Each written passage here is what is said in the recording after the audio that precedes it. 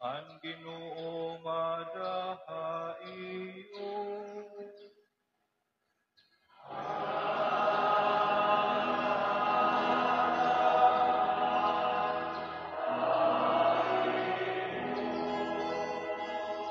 Pagbasa ti kangan Santos nga Ebanghelyo, sumalakan San Juan.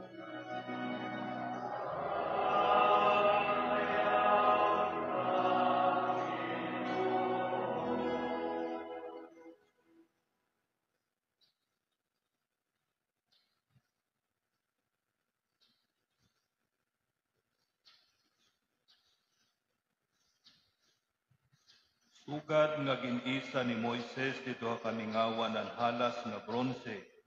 Kinahanglan manliwat nga isahon, ang anak han tao hinsugad nga paagi. Basi makaangkon handayon nga kinabuhi, ang nga tanan nga natuha iya.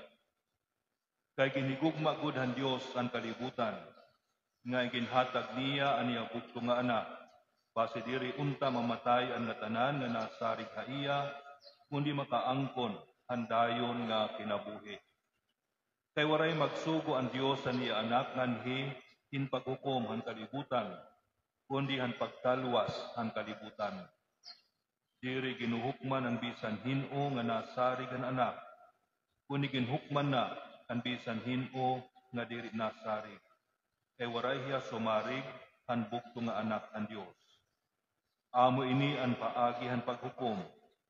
Inabot ang kapawa han kalibutan, kundi ginpalabihan mga tao ang kasisidman kay han kapawa, kay nagbubuhat man hirahin maraot. Nadiri han kapawa ang bisan hino nga nagbubuhat hinkaratan, nga nalikay han kapawa, kay diri niya karuyag nahikitan aniya magraot nga mga buhat.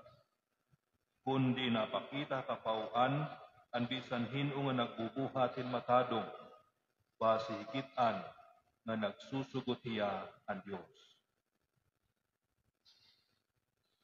An maupay nga sumat hanaton katalwasan. Pagdayaw ka, Kristo.